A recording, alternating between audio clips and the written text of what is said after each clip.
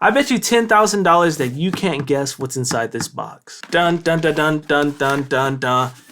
Nothing. There's nothing in the box because your boy got early access to the Ableton Push 3, so it's already out of the box. I finally got my MKBHD moment where I can say I've been using it for about 2 weeks now, so I can really give you my first impressions and some of my favorite features. Let's get into it. So as you might already be able to tell, it looks pretty similar to the Push 2, but it's on and nothing's plugged in? What? Yes, Ableton has finally done the thing and made the Ableton Push standalone. Now, if you're familiar with my videos, you know I've had the Push 2 on my desk in almost every single video. And you may also know that I am a fan of trying hardware gear, but whether it be the MPC Live 2, the SP404, the OP1, I always just end up making some tiny little loops and then bringing it into Ableton. I'm just an Ableton guy. I'm Ableton gang. I bleed Ableton blood. But I'm addicted to Ableton. I'm addicted to software. It's just so easy. That's just how I like to work. But the idea of standalone hardware is just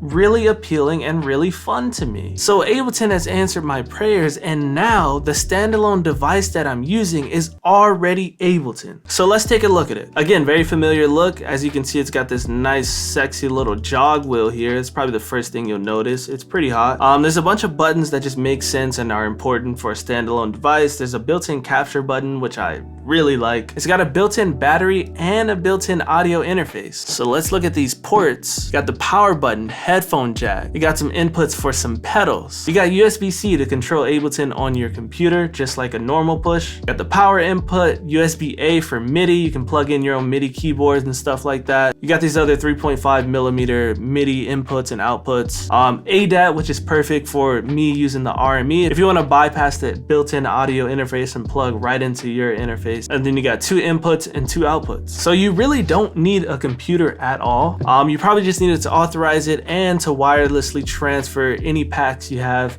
from your computer onto it, which is super dope and seamless. There's a built-in session view now, which wasn't on the Push 2, so you can see all your clips and everything. And again, this is just a general first impressions overview type video. I do have a dedicated cook-up video in the works with it that's really gonna show off some of my favorite features, but let's run through some of my favorite features on it. So besides the fact that I can cook up with this thing on the couch with its built-in audio interface hooked up to whatever monitors or portable speakers I want, some of the new built-in features are really cool. My favorite being the new auto warping for samples. Push 3 has a new warping algorithm that is unbelievably good. I mean, the warping in Ableton is already great, but this hits different. You can import a full song that has a weird start, a weird middle, and like 99% of the time, it either gets it on tempo perfectly, or it just simply does it way better than it does on the actual Ableton. I'm anticipating this to level up my sampling. Another really cool feature is the expressive sound. There's all these really cool MPE features where you can slide and glide on instruments. You can change the MPE parameters of each individual pad. I'm talking like the level of control is insane, to where you can control things by going up, by sliding up and down on a pad, left and right. You can control how much of the pad will respond to that feedback. You can do it with instruments and you can do it with drums. The jog wheel makes it really fun and easy to move around. And just overall being able to do pretty much everything I do in Ableton without looking at my screen, unplugged from my studio, is just super clutch. Now let's calm down the excitement and the praise for a second and let's get a little realistic, all right? So first, let me tell you how I actually intend to use it. Because if you didn't know, with the Ableton Push 2, I mostly just used it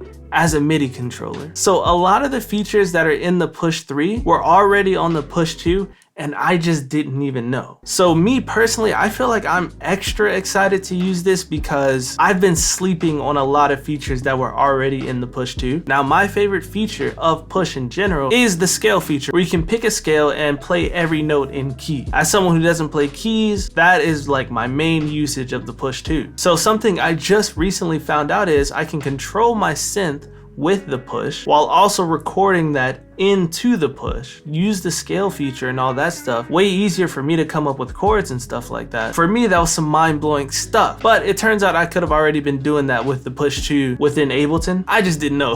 I just wanted to get that disclaimer out there, because if you're somebody who uses the Push 2 and all of its features very heavily, this isn't really going to be a mind-blowing difference from you, besides the fact that it's standalone and it does have a few extra features. As a self-proclaimed minimalist when it comes to producing, and also a sample-based producer for the most part. There's a ton of features in this that I'm not gonna use, and I'm fine with that, honestly. So in a realistic world, this is exactly how I plan to use it. The new auto warping is so clutch that I'm probably gonna start breaking out the vinyls and sampling those again. So my plan is, boom, bring a sample in, warp it, chop it up, throw some drums on it, throw some bass on it, come up with a solid loop. When it's banging, more than likely I'm gonna open up the project in Ableton on my computer and finish it up. Another key reason this is gonna be useful for me is switching up my environment. If you guys know me, I advocate for switching up my environment so much. Honestly, sometimes I try my best not to be in my studio. So with this being standalone, I'm gonna be in my couch cooking up. I'm gonna be in my backyard. I'm gonna be in my bedroom, bro. I have some secret plans of turning my girlfriend's art studio into a second studio. We'll see. And the third way this is gonna be useful to me is by switching up the workflow and getting more creative. Ever since I got this, I've been thinking of so many ideas just to utilize it properly. One of those involves that feature I was talking about with the synths. Like I said, I'm a digital guy, I'm a software guy, but I am fascinated by hardware. I want all the synths. I want all the little pedals. I want that stuff, but I just know that at the end of the day, I'm always gonna wanna come back to the Push and come back to Ableton. That's just who I am. So now this is gonna inspire me to not only use my Polybrute a lot more, but I might even start buying more synths just to use with the Push 3. Not sure how many people can relate to that, but a simple thing as being able to use different synths with these pads that I've gotten more comfortable creating melodies on than our actual keyboard is super clutch. One really cool thing that Ableton is doing that not a lot of other companies are doing, they're releasing a regular version and a standalone version, but the regular version is upgradable. One thing Ableton has stressed to me is that this thing is meant to be upgradable. It's a computer, so at some point you'll be able to upgrade the RAM, the storage, maybe even the CPU, I don't know. It's officially out today. I'll leave the link in the description. If you have any questions about it, let me know in the comments. I'll try to answer as much as I can. I'll be back with a more in-depth video on it, so hit that subscribe button if you haven't already. Peace.